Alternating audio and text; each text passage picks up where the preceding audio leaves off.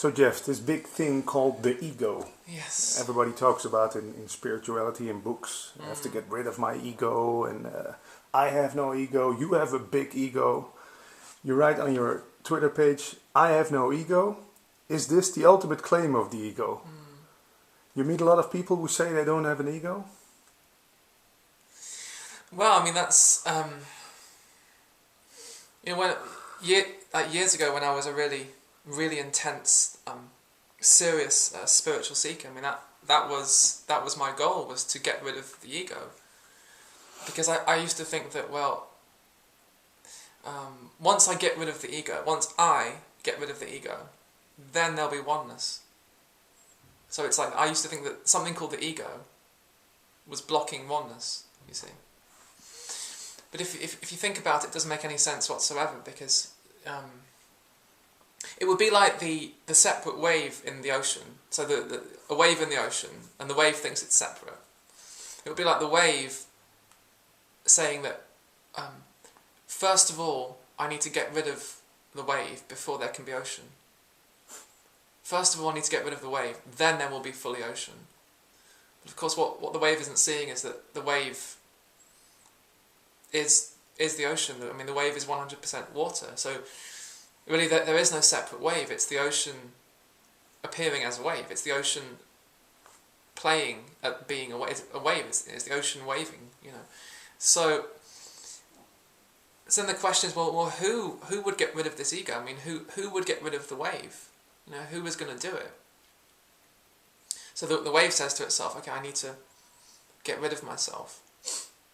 I need to get rid of ego. I need to get rid of the I need to get rid of the mind. I need to get rid of the self. Whatever. I mean, and there's lots of spiritual teachers out there who seem to be playing that game as well. You know, they say things like, it's very important to kill the ego, destroy the mind, transcend the self, get rid of the person, stop being a person, get rid of the person, stop being someone and become no one. And then there'll be oneness. So it's almost like saying that oneness is everything. Oneness is absolutely everything. But not the ego. But not the ego. Yeah. So oneness is absolutely everything that exists, except you.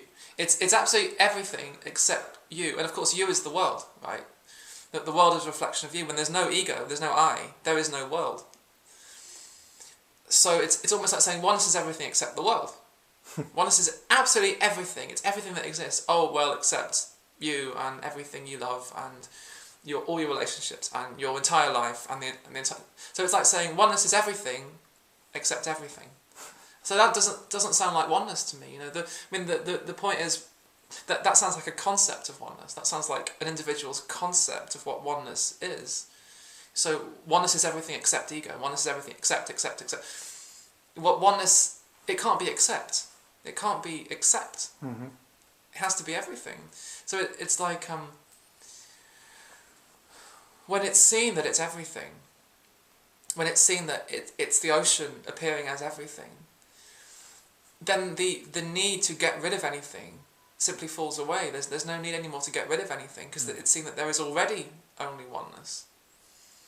And the appearance of a wave, you see, the appearance of the character, you know, the character Jeff, the character Patrick, you know, and the world, so Jeff's world and Patrick's world, you know, because without Patrick there is no world, without Jeff there is no world, there is no experience, there is absolutely nothing.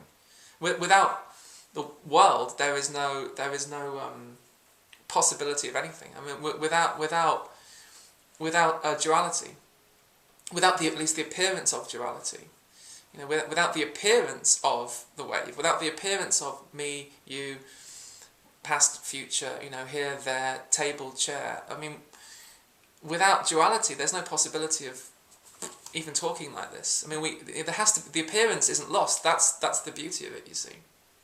So I spent years as a spiritual seeker desperately trying to get rid of the wave, because I thought the wave was the enemy somehow. Get rid of the wave, then there'll be oneness.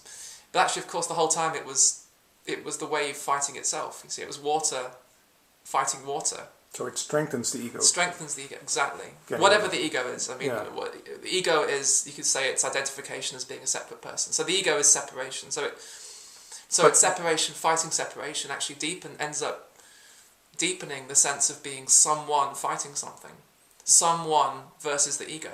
Yeah. And then, you know, at some point years ago, I thought that I was free from the ego. I thought that I was free. It was brilliant. You know, I thought I was free from I. And I knew that, you see. And then, in order to maintain that identity of being someone free from the ego, I had to project out there people who were not free from the ego in order to keep my identification going as someone who... It's amazing. It's brilliant. Great trick. The ways in which you can delude yourself into thinking that you're free. So, true freedom, it's not about... You know, it was never about getting rid of Jeff. It was never about getting rid of the wave. In a way, it was just a total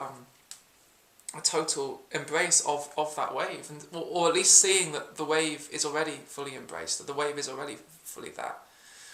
So then there's nothing to fight. There's nothing to get rid of. Like someone told me something that isn't true. You can't fight. You can't fight anything that's just an imagination. Exactly. When you fight an illusion, you're assuming that the illusion is real. So when you fight the ego, you're assuming there's an ego. You confirm it. You confirm it. And so as long as you're fighting an ego, there appears to be an ego. It's brilliant, you know. It's a great cosmic joke. Yeah. That's the same thing if you say, I'm enlightened and you're not. Same trick. Yeah, I mean, who is going to claim to be enlightened, you know? I again, years ago, I used to believe that I was enlightened, you know, and I didn't realise that was just another identity. It was just something, I would have to wake up in the morning and on some level tell myself, remind myself that I was enlightened. And in order to keep that identity going as someone who is enlightened, I had to project out in my world, because your world is always a projection of you. So in order to keep my identity going as someone who is enlightened, I had to project out there people who weren't enlightened. So that's the guru game, you see. Yeah. I'm enlightened, you're not. And so that's why I always say, you know... So is it the same thing like when a child says, my dad has a bigger car than your dad? Yeah. The same principle? Yeah. Yeah, it's just identity. I mean... how can you know? I mean, how can you know what you are until you tell yourself what you are? So ultimately you have no way of knowing who or what you are until you tell yourself what you are. So you have no way of knowing that you're enlightened until you tell yourself on some level that you're enlightened. That's how it works, you know. But it's still the same game, trying to exist as something in the world. It's like, I don't know who I am. Who am I? I'm enlightened. Phew, I know who I am. But some other man is like the big champion in sports. That's his identity. And I'm like the big enlightened one with the BMW. Yeah, and years ago when I used to think that I was enlightened, you see, I thought that I was free from all identity. And what I couldn't see is that had become my identity. In fact, probably a stronger identity than ever. But I couldn't see it, you see, I couldn't see it. And I mean, there even came a time where then I realised that I couldn't be enlightened, but then I took on this idea that I was no one. You see, I thought that I had got rid of my someone. You see, I had got rid of the wave, or the wave had fallen away, and now I was no one. So for a while, I even had that running. You see, But how did it play out in life? Did you it's the same thing. It's the same. Did you act different when you thought you were no one? Did you care about anything or meet people or? Well, it's the same thing, really. It's the same game, you know. In order to maintain that identity that I was no one, again, I had to project out in the world people who they were still someones. So it was still separation. It was still separation. Yeah. So no Facebook for you, no. No. So in a way, I had to live up to this image that I created that I was no one. You see. Yeah. So even that was seen through in the end. Even that, I can't. I mean that's the real freedom. Like you can't even be no one. You can't even be no one.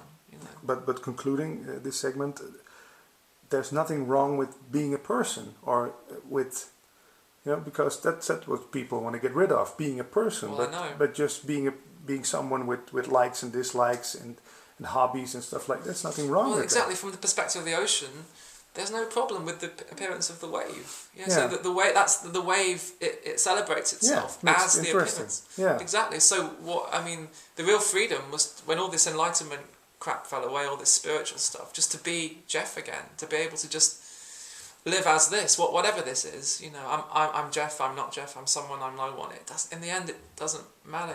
You live this because this is the celebration. You know, it's the ocean celebrating as the appearance of a character in a world, even though ultimately there's no one there and there's no world. But you don't have to project it out. You don't have to project it out.